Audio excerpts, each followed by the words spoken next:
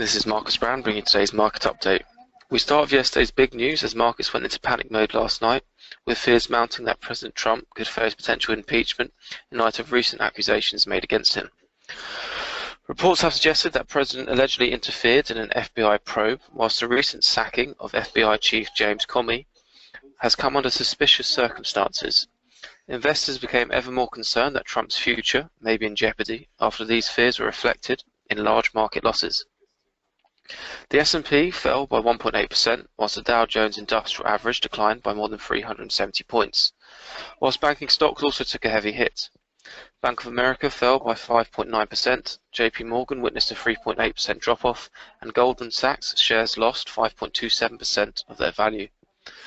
The dollar saw all previous gains since Trump's election victory wiped out, and the VIX, which has been experiencing one of its most stable periods in recent months, saw a sudden drop-off of 15.34%.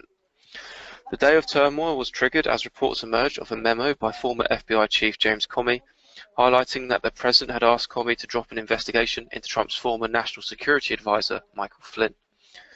Frustrations with the President's sporadic and irrational decision-making have been growing over the last few months for politicians on both sides of the political divide, and recent allegations may prove to be the tipping point. It was not just US stocks that had a hard time yesterday, as ripples were felt across the pond.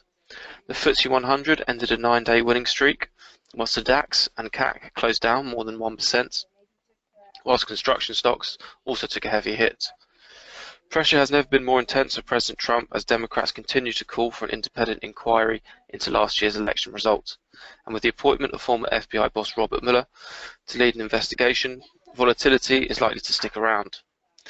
In upcoming data, 9:30 sees UK retail sales figures for April released. 12:30 ECB monetary policy minutes data is revealed. At 1:30 US employment data for May is uncovered, and at 6 o'clock ECB President Mario Draghi will give his speech. Thank you for listening.